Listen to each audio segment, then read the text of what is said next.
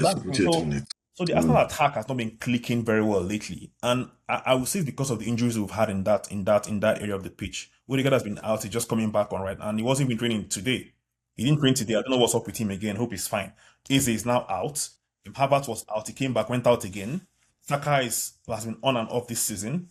Um, Trossard has been off on and off as well. He just came back recently. So that's front four, front five. They're going through lots of things going on. Right? That's why you can't be in form when you keep on going out.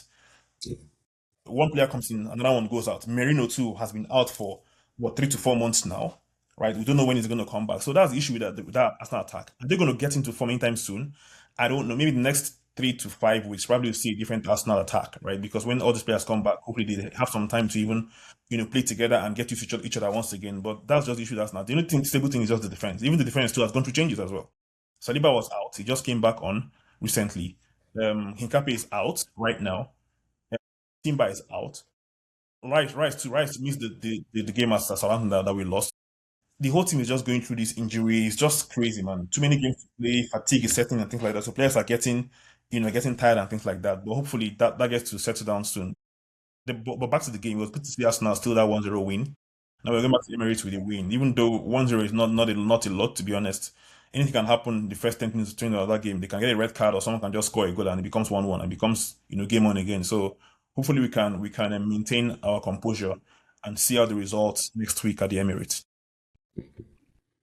Okay, before I bounce back to Crespo, just to give us your own sense, I think my own opinion is, I got information that Rice will be available for the second leg.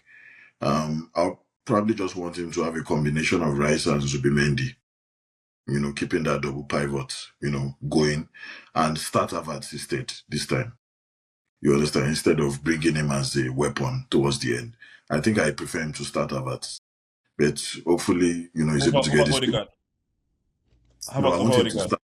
I want him to start Havertz this time. Odegaard, I'm Over not who? sure it's 100%. Over Odegaard or Gyökeres? So who would you No, I bench? just want Havertz starting. And I Okay, don't you care don't how he start. does it. You don't I care where just he want Havertz starts, even if it's defense. anyway.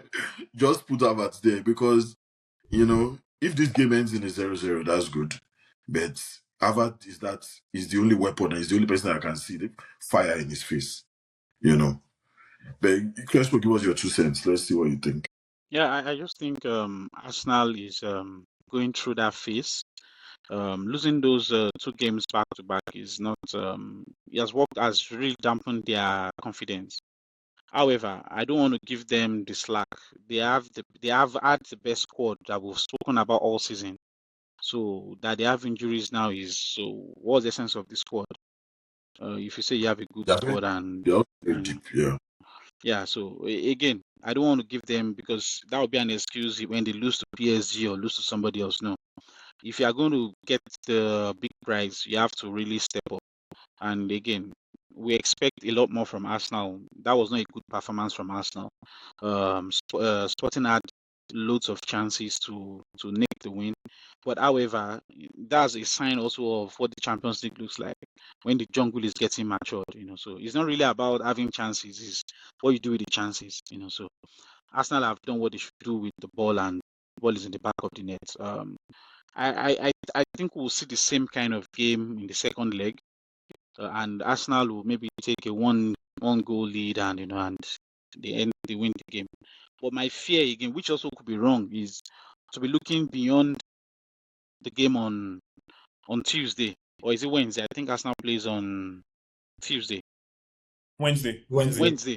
It would be wrong for me to look beyond Wednesday and be thinking, probably they are meeting Atletico or Barcelona, and again, Arsenal is they're on the easiest side of the pot. So if they mess things up, I don't know.